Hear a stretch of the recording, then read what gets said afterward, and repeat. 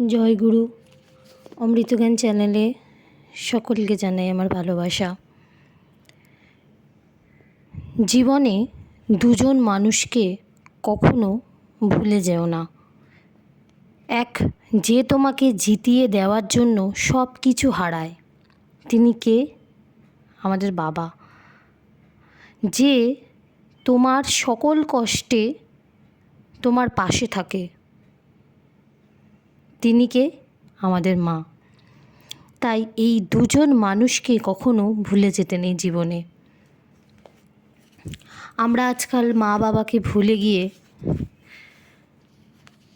অনেক বড় বড় কাজ করি। জীবন সার্থক হয়ে গেলে মা বাবাকে ভুলে যাই। যে মানুষ দুটো নাকি আমাদের জন্য আত্মত্যাগ করেছিল, একসময় অনেক কষ্ট সহ্য করেছিল। মা, যিনি নাকি ছোট্টবেলা থেকে সন্তানকে গর্ভধারণ করেছেন এবং ছোট্টবেলা থেকে মানুষ করেছেন, পৃথিবীর আলো দেখা মাত্রই আগলে আগলে রেখেছেন, যিনি ঘৃণা করেননি কোনো কিছুতেই। সন্তান বমি করুক, যাই করুক, সন্তানকে পরিষ্কার করে আবার বুকে টেনে নিয়েছেন, তিনি হলেন আমাদের মা। আর বাবা, বাবা নিজের সমস্ত আত্মত্যাগ করে, নিজের জীবনের ভালো মন্দ শখ আহ্লাদ ত্যাগ করে সংসারের উপরে সারা জীবন দিয়ে গেছেন, তিনি হচ্ছেন বাবা। তাই এই দুটো মানুষকে ভুলে আমরা কখনোই কিছু করব না। শ্রী ঠাকুর বললেন, যেই সংসারে সন্তানেরা বাবা মাকে দেখেন না, বাবা মাকে ভালোবাসে না, বাবা মার কথা ভাবে না, এবং সেই সংসারের ছেলেমেয়েরা সন্তানেরা আমাকে প্রণাম করলে সেই প্রণাম আমি গ্রহণ করি না, সেই সন্তানেদের ভক্তি আমি গ্রহণ করি না, এবং সেই সন্তানদের পুজো আমি গ্রহণ করি না, যে সংসারে মা বাবাকে তাচ্ছিল্য করা হয়। আজকাল দেখুন বেশি শিক্ষিতরাই করে এই কাজগুলো। মা বাবাকে বৃদ্ধাশ্রমে পাঠিয়ে দিচ্ছে, আর ডিভোর্স তো লেগেই আছে ঘরে ঘরে। ওই টপিকটা আমি আসছি না। বৃদ্ধাশ্রমে রেখে আসছে বাবা মাকে। আমাদের শিক্ষার অনেক ত্রুটি আছে, শিক্ষিতরাই করে। দেখবেন কৃষক, চাষি, গরিব মানুষেরা কিন্তু তাদের বাবা মাকে ওই বৃদ্ধাশ্রমে রাখতে যায় না। বেশি শিক্ষিত যারা, তারাই করে। তো পেটে শিক্ষা থাকলেই হবে না। আমাদের সার্বিক শিক্ষার দরকার, তাই না? পুঁথিগত শিক্ষাতে কিন্তু আমাদের কোনো কাজ হয় না। পুঁথিগত শিক্ষাতে ওই বইয়ের যে কটা লাইন, সে কটা লাইনই আমাদের মাথায় থাকে। এর থেকে আমাদের অনেক শিক্ষা বাতিল হয়ে যায়। তাই আমরা বাবা মাকে কোনো দিনও কষ্ট দিয়ে বা তাদেরকে ত্যাগ করে আমরা কোনো কাজ করতে পারবো না। সেই যে বাবা মাকে ত্যাগ করে যে কাজ করব, সেই কাজ ভগবানও নেয় না, ভগবানও সহ্য করে না। তাই বলবো, পিতামাতাকে বৃদ্ধাশ্রমে না রেখে সেই পিতামাতাকে নিজের কাছে রাখুন। পিতামাতাই হচ্ছে আসল গুরু, যার জন্য আমি পৃথিবীর আলো দেখেছি।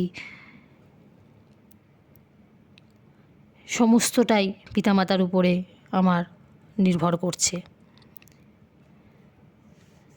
সন্তানদের জন্য বেশি বেশি সম্পদ জমা না করে সন্তানটিকে সম্পদ বানিয়ে ফেলতে হবে আমাদের।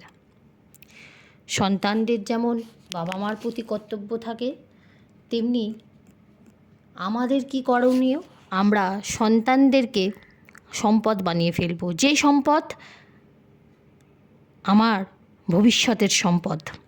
সুশিক্ষিত আর আদর্শ সন্তানই হচ্ছে জীবনের একমাত্র সম্পদ। সন্তানকে বেশি বেশি পড়াশোনা শেখালাম, অনেক কষ্ট করে ডাক্তার বানালাম, সেই সন্তান কি করছে? একদিন ডাক্তার হয়ে বাবা মাকেই ভুলে যাচ্ছে। আর বাবা মাকে কোথায় রেখে আসছে? বৃদ্ধাশ্রমে। কেন কি তার জীবনে বাবা মার স্থান নেই? বাবা মার জন্য সময় নেই? আর সেই বাবা মাই বুকে রক্ত তুলে তাকে ডাক্তার করেছিল। তাই আসুন আমরা এই জিনিসগুলো থেকে বেরিয়ে আসবো। বাবা মাকে কষ্ট দিলে সেই জীবনের সেই কষ্ট সারা জীবন থেকে যায়। ইহজন্মে ও পরজন্মে কারা কিভাবে স্বচ্ছন্দ ভালো থাকতে পারে, এই প্রশ্নটা তপবনে শৈলমা শ্রী ঠাকুরকে বলেছিলেন। শ্রী ঠাকুর শুনে বললেন, দেখ মা, যারা ইহজন্মে শ্রী ঠাকুরকে ধরে তার নাম ধ্যান ইষ্টভৃতি সঠিকভাবে প্রতিপালন করতে পারে, তারা ইহজন্মে ও পরজন্মেও ভালো থাকতে পারে। শৈলমা বললেন, ঠাকুর, আর বেঁচে থাকতে আমার ইচ্ছা করে না। ঠাকুর বললেন, কেন রে মা? বেঁচে থাকাই তো ভালো। বেঁচে থাকাই তো ভালো, তাকে সমস্ত কাজে সব অবস্থায় সঙ্গে নিয়ে থাকতে হয়। পাড়াটাই তো আনন্দ। তার সেবা করা, তার ভজন করা, এইগুলোই যদি করতে পারিস তাহলে এই জন্ম তো বটেই, পরজন্মেও ভালো থাকতে পারবি রে মা। পরম দয়াল শ্রী ঠাকুর বললেন। তার নিজের মুখে এই কথাগুলি আমাদের প্রতি এত প্রত্যেকের জন্যই তিনি বলে গেছেন। তিনি শৈলমাকে দিয়ে বলেছেন, আমাদের প্রত্যেকের মধ্য দিয়ে বলেছেন, আসুন আমরা আমাদের ভালো থাকার যে পথ খুঁজে পেয়েছি, সবাই সেই পথেই আমরা চলি, প্রত্যেকে আমরা চলব। আমাদের জীবনে কোনো দুঃখ এলে সঙ্গে সঙ্গে আমরা কি ভাবি? আমি তো ইষ্টভৃতি করি, আমি তো সৎসঙ্গে যাই, এই ভাবনাটা আমাদের মধ্যে প্রথমেই আসে। তাহলে আমার জীবনে এত কষ্ট কেন? আমি তো ঠাকুরকে নিয়ে চলছি, তাহলে আমার জীবনে এত কষ্ট কেন? অবশ্যই ওই যে আমরা যে কাজগুলো করছি তাদের মধ্যে সেই কাজগুলোর মাঝেই আমাদের কোনো ফাঁক থেকে যাচ্ছে, যার জন্য আমরা কর্ম করি ভুল এবং ফলও পাই ভুল। শ্রদ্ধা মানে কি? বারবার প্রণাম করলাম, পা ধোয়ালাম, জল খেলাম, সামনে হাত জোড় করে বসে থাকলাম, এমনটাই কি? না না, নয় গো, এমনটা শ্রদ্ধা নয়। শ্রদ্ধার তাৎপর্য হলো ধৃতিপূর্ণ অনুরাগ নিয়ে শ্রদ্ধাস্পন্দকে অনুসরণ করা, আর সেই শ্রদ্ধার তোমাকে ধৃতিমুখর করে তুলবে। শ্রী ঠাকুর বললেন। শ্রী ঠাকুর বললেন, আশা কি? আমি বেঁচে থাকতে চাই আপনাদের মাঝে, এটি হচ্ছে আমার আশা। আপনারাই আমাকে বয়ে নিয়ে বেড়াবেন, যুগ যুগ ধরে বংশ পরম্পরার ভিতর দিয়ে আমি বেঁচে থাকব। প্রত্যেকের মধ্যে, প্রত্যেকের জীবনের মধ্যে, প্রত্যেকের চরিত্রের মধ্যে আমি বেঁচে থাকব, এই আমার মস্ত আশা। ঠাকুর বললেন, আমাকে এইভাবে বাঁচিয়ে রাখার দায়িত্ব আপনাদের গ্রহণ করতে হবে, নইলে আমার কথাগুলো প্রাণ পাবে না। যে সেগুলো শূন্যে হাহাকার করে চারিদিকে ঘুরবে ফিরবে, কেউ কার্যকর করবে না। শ্রী ঠাকুর অনুকূলচন্দ্র জানালেন, এবং ছোটোবেলা থেকেই তিনি এই সমস্ত কথাবার্তা তিনি বলতেন। ছোটোবেলা বলতে গেলে ঠাকুরের অনেকটাই বড় আলোচনা প্রসঙ্গে যাবে, আমি এই নিয়ে অন্য আলোচনায় প্রসঙ্গে আমি যাব।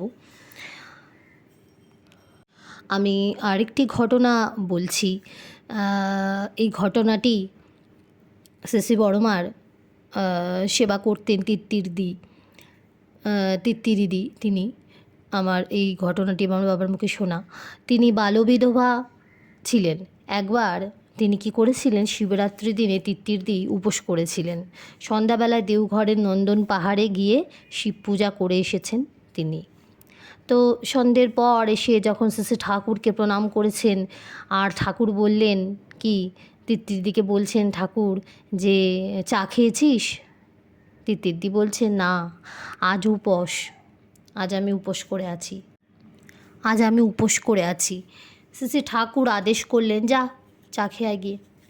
তিত্তিরিদি চা খেয়ে আবার এলেন শ্রী ঠাকুরের কাছে। শ্রী ঠাকুর বড়মাকে ডেকে বললেন, তিত্তিরিদিকে প্রসাদ দাও। বড়মা ঠাকুরের প্রত্যেকটি ইঙ্গিত বুঝতে পারতেন। তিনি বুঝতে পারলেন যে তিত্তিরিদিকে কিছু খাবার দেওয়ার কথা বলছেন ঠাকুর। তিত্তিরিদি রান্নাঘরে ডেকে, তিত্তিরিদিকে তখন বড়মা রান্নাঘরে ডেকে পেট ভরে খেতে দিলেন, ডাল, ভাত, তরকারি, চাটনি, ফল ও মিষ্টি। উপোস করা তিত্তিরিদির মাথায় উঠে গেল তখন।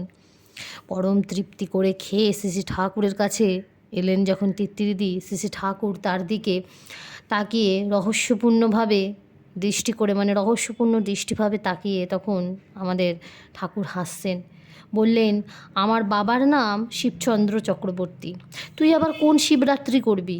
তিত্তিরিদিকে বলছেন ঠাকুর। সেই থেকে তিত্তিরিদি আর উপোস করেন না। ওই দিন ঠাকুরের ভোগের প্রসাদ গ্রহণ করে তিনি বারবার একটা কথাই বললেন, তোমরা যার পুজো করো, তোমরা যার পুজো করো, যাকে চাও তোমরা, আমি সেই।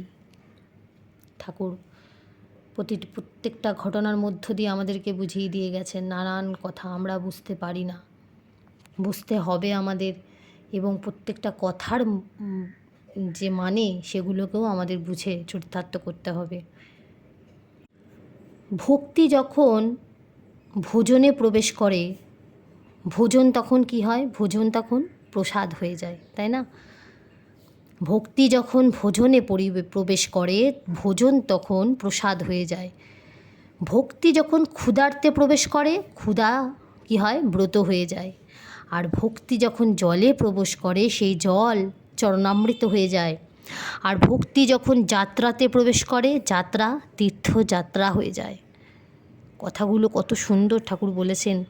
আর ভক্তি যখন সঙ্গীতে প্রবেশ করে, সঙ্গীত তখন কীর্তন হয়ে যায়। ভক্তি যখন ঘরে প্রবেশ করে, ঘর তখন মন্দির হয়ে যায়। তাই শ্রী ঠাকুর বললেন, সাধনার উন্নতি বা সফল হওয়াই একমাত্র রাস্তা, তা হলো ভক্তি। আমি আরেকটি ঘটনা বলবো। আচার্যদেব শিশি দাদা, বর্তমান যিনি দাদা, তার কাছে নিবেদন করা হলো যে পাশাপাশি দুটো উপযোজনা কেন্দ্র আছে। আমি আসামের একটি ঘটনা বলছি।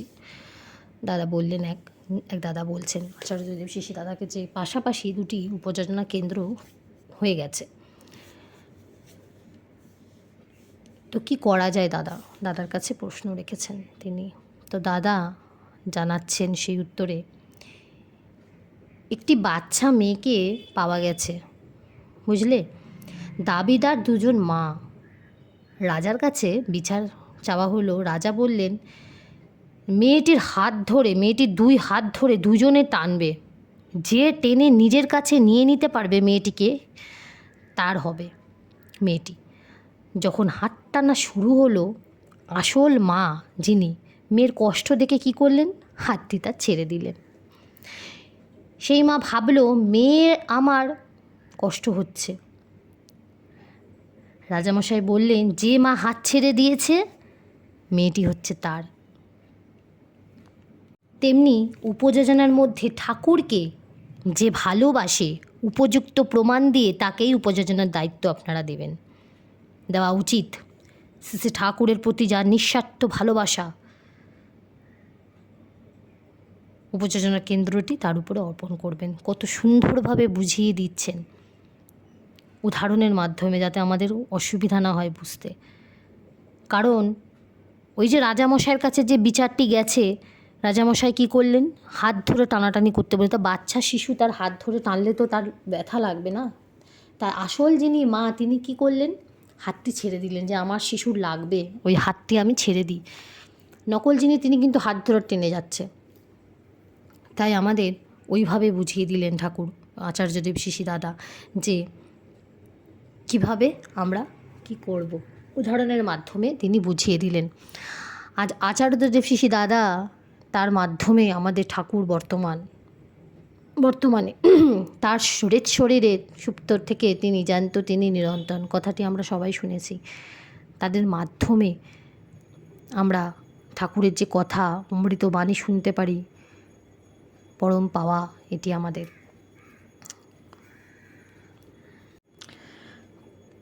তাহলে কিছুর জন্য আমরা ইষ্টকে ভালোবাসবো না, আমরা স্বার্থ নিয়ে ইষ্টকে ভালোবাসবো না। ইষ্টের জন্য ইষ্টকে ভালোবাসবো তখনই রস পাবো জীবনে। ধর্ম, অর্থ, কাম, মোক্ষ আমাদের কর্তলগত হয়ে যাবে। পরম প্রেমশী শ্রী ঠাকুর অনুকূলচন্দ্র আলোচনা প্রসঙ্গে বলেছিলেন কথাটি,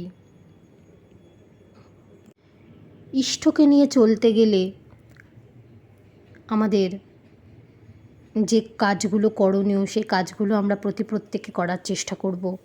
আমাদের জীবনের মধ্য দিয়ে করার চেষ্টা করব। ইষ্টকে ভুলে আমরা যাব না। সকালবেলা ঘুম থেকে উঠে ইষ্টকে নিয়ে চলব, প্রত্যেকটা দিনে আমরা ইষ্টকে নিয়ে চলব। হ্যাঁ, ইষ্টর কাজ করব, ইষ্ট পথে চলব, ইষ্টভৃতি করব, ইষ্টকে নিয়ে আমরা চলার চেষ্টা করব। কম বয়সে কি ভগবানের ভক্তি করা যায়?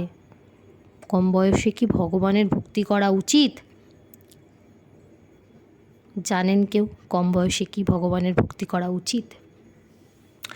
শৈশবের ভক্তি হচ্ছে কীরকম জানেন? ঘিয়ের প্রদীপের মতো।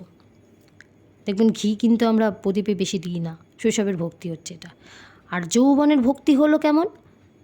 তেলের প্রদীপের মতন। তেলের প্রদীপে কিন্তু আমরা জ্বালাই। তাই যৌবনের ভক্তিটাই হলো আসল ভক্তি। বৃদ্ধ বয়সের ভক্তি কেমন জানেন? জলের প্রদীপের মতন। কারণ প্রদীপে কিন্তু জল দিলে সে প্রদীপ জ্বলে না। তা বৃদ্ধ বয়সে যদি আমরা ভক্তি করি যে ইষ্ট কাজ করলাম, ইষ্ট কাজ করব, আমরা ওই বৃদ্ধ বয়সে গিয়ে ইষ্ট কাজ করবো। এখন আমাদের যৌবনকাল, শৈশবকাল, এখন কি ওই সমস্ত গুরুর নাম, ওই হরে কৃষ্ণ হরে রামও কেউ গায়? ওই জিনিস করতে হয় বৃদ্ধ বয়সে গিয়ে, যখন আমাদের শরীর আর চলবে না। আমরা 2 ঘন্টা কেন, আমরা 2 মিনিট 20 মিনিট আমরা বসে ঠাকুরের নাম ধ্যান করতে পারবো না। এই যে পায়ের গাঁটে ব্যথা, এই যে কোমরে ব্যথা, এই যে নানা শরীরে ব্যথা তখন আমাদের জাগবে, বয়স হলে যেমনটি হয়।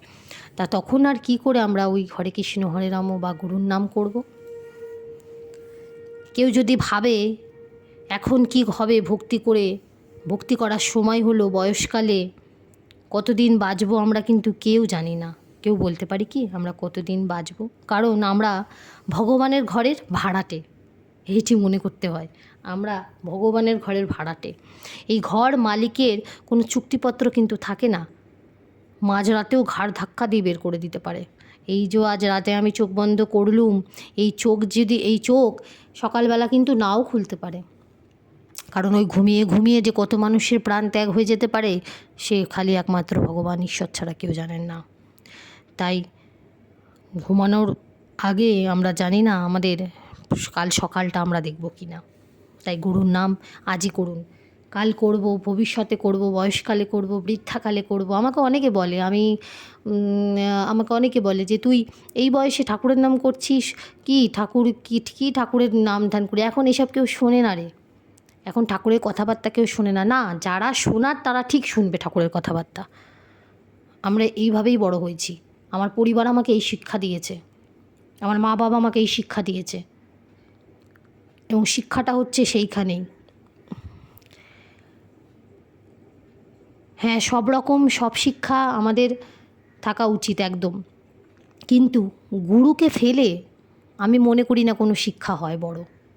এটা আমার ওপিনিয়ন বলে যে ভগবানকে ভুলে আমরা ছোটোবেলার থেকে ভগবানের প্রতি ভক্তি শ্রদ্ধা, কারণ আমার মাকে দেখেছি পুজো করা। আগে পুজো হবে সকালে, তারপরে সমস্ত বাদবাকি কাজ হবে সারাদিনের। তো আগে আমরা পুজো করি, আগে গুরুর সেবা হবে, তারপরে সকলের সেবা হবে। গুরুকে ওই ঠাকুর পুজো দিলাম, সে যে ঠাকুরই হোক, দুপুর 2-3টের সময় ঠাকুর না খেয়ে বসে আছে। ঠাকুরকে তো মনে করতে হবে যে তিনি আমাদের পরিবারের একটা সদস্য, তিনি আমার পরিবারের একজন সদস্য। আমার পরিবারে আমার সন্তানটিকে যদি আমি মনে করি, আহারে আমার সন্তানের খিদে পেয়েছে, আমার ছেলের খিদে পেয়েছে, আমার স্বামীর খিদে পেয়েছে, আমার মা বাবা শ্বশুর শাশুড়িকে আমাকে খেতে দিতে হবে, তাহলে ওই ঠাকুর যে বন্ধ ঘরে পড়ে আছে সিংহাসনের মধ্যে, তাকে কি আমরা ভুলে যেতে পারি কখনো? 2টোর সময় পুজো দেয়, অনেকে আছে 2-3টের সময় পুজো, শঙ্খ শাঁখ বাজছে। আমরা ছোটোবেলার থেকে দেখেছি আমাদের পরিবারের সকলেই আমাদের ওই বারবেলায় আমাদের পুজো কোনো সময় আমি ছোটোবেলার থেকে দেখে আসিনি। সকালবেলা পুজো হবে এবং আগে ভগবানেরকে ভোগ দেওয়া হবে, ঠাকুরকে আগে সেবা দেওয়া হবে ভগবানকে, তারপরে আমার অন্য কাজ সংসারের। এমনভাবেই ছোটো থেকে দেখে এসেছি। তাই আগে ভগবানের সেবা দিতে হবে, আগে ভগবান ঘরের সদস্যর মতন ভগবানকে দেখতে হবে। আমার ছেলেটা যদি এই জিনিসটা ভালো খায়, তাহলে আমার ভগবান এই জিনিসটা ভালো খায়, সেটাও আমাকে মাথায় রাখতে হবে। তো এইভাবে যদি আমরা ভগবানকে নিজের করে ভালোবাসতে পারি, অন্তর দিয়ে ভালোবাসতে পারি। ঠাকুর আছে, ঠাকুর করছে, ঠাকুরের জন্য তো আমি অনেক করলাম, এমন ভাবনা না ভেবে আমরা যদি এটা ভাবি যে ঠাকুর যা দিয়েছেন আমাকে, অনেক দিয়েছেন, তার সেই দেওয়ার কোনো শেষ নেই, এবং সেই দেওয়ার তিনি যে দিয়েছেন সেই পরিমাণ কিছুই আমি করতে পারিনি, এমন চিন্তা ভাবনা যদি আমরা মনের মধ্যে রাখতে পারি, আনতে পারি, আমরা আরও পাবো, এত পাবো যে ভরে যাবে। আমার যা ভেবেছি তার থেকে অনেক ভগবান, অনেক তার অংশে অনেক দেবেন। ভগবান যা করেন ভালোর জন্য করেন, যেমন একটা প্রবাদ বাক্য আছে, ঠিক কথাটা অক্ষরে অক্ষরে কিন্তু সবার জীবনে মেলে। তাই আমরা দেখবো না, আমরা ভাববো না যে ভগবান কতটা কী করছে, আমরা স্বার্থ রাখবো না ইষ্ট কাজে, যে আমি ইষ্ট কাজ করছি আমার চরিতার্থ করার জন্য, আমার নিজের স্বার্থের জন্য নয়। বিনা স্বার্থে আমাদের ইষ্ট কাজ করে যেতে হবে, এবং বিনা স্বার্থে আমাদের ঠাকুরকে নিয়ে চলতে হবে, যাতে ঠাকুরকে নিয়ে চলার মধ্যে যে আনন্দ, যে ভালোবাসা, তা যেন আমার শরীরের প্রত্যেকটি রক্তের বিন্দুতে মিশে যায়। আমি সৎসঙ্গে গেলাম, আমি প্রসাদ খেলাম, সৎসঙ্গের সামনে বসে আমি গান শুনছি, আলোচনা শুনছি, কিন্তু সেগুলি আমার কিছুই কানের মধ্যে ঢুকে আর এক কান দিয়ে বেরিয়ে যাচ্ছে, কিছুই আমার মনের মধ্যে প্রবেশ করলো না, সেটি হলে সৎসঙ্গে না যাওয়াই শ্রেয়। সৎসঙ্গে যাওয়াই আমার বৃথা। আমরা সৎসঙ্গে যাব, এবং সৎসঙ্গের মধ্যে যে কী আলোচনা হচ্ছে, কী গানের মাধ্যমে কী কথা বলছেন, তাহলে সেগুলো যদি আমরা জানতে পারি, বুঝতে পারি, তাহলে কিন্তু আমাদের সৎসঙ্গে যাওয়ার মানে আছে। গাছের তলায় দাঁড়ালে যেমন হাততালি দিলে গাছের পাখিরা উড়ে চলে যায় এবং ফল নষ্ট করে না, তেমনি কীর্তনে বসে বা সৎসঙ্গে বসে যদি আমরা ওই গানের তালে তালে হাততালি না দিই, তাহলে কিন্তু আমাদের ওই মনের মধ্যে নানান রকম চিন্তা তো সবসময় মানুষের থাকে, চিন্তা ছাড়া মানুষ বাঁচে না, নানান রকম চিন্তা কিন্তু আসতে থাকে মনের ভিতরে। আমরা অ্যাটাচ হতে পারি না ঠাকুরের সাথে সৎসঙ্গের মধ্যে।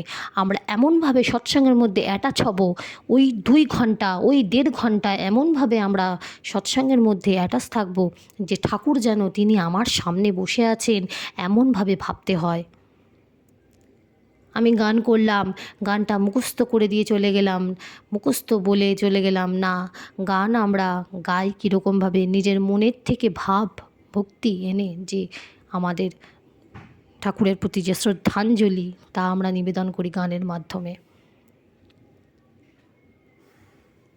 তো এইভাবে আমরা ঠাকুরকে ভালোবাসবো।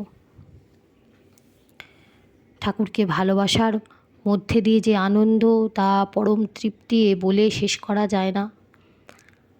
ঠাকুরের সমস্ত ঘটনা যখন বলা হয় গায়ে কাঁটা দিয়ে ওঠে। সত্যি কথা, যে ঠাকুর এখনও আমাদের মধ্যে এই আছেন, যে আমরা ঠাকুরকে বাঁচিয়ে রেখেছি, বাঁচিয়ে রাখবো, যে তিনি তার যে কথা, তার যে নীতিগুলো, যে নিয়ম বিধি, ইষ্টভৃতি, সমস্ত কিছু আমরা যদি আমাদের মধ্যে চারিয়ে রাখতে পারি, এইভাবেই তো ঠাকুর আমাদের মধ্যে জীবন্ত হয়ে থাকবেন। এটিই ঠাকুরের আশা ছিল, এবং আমরা প্রত্যেকে চেষ্টা করব ঠাকুরের এই আশাটুকু আমরা সারা জীবন বংশ পরম্পরায় বাঁচিয়ে রাখার চেষ্টা করব। এটিই আমাদের সম্পদ, সবথেকে জীবনের বড় সম্পদ। প্রত্যেকের কাছে জয়গুরু জানাই।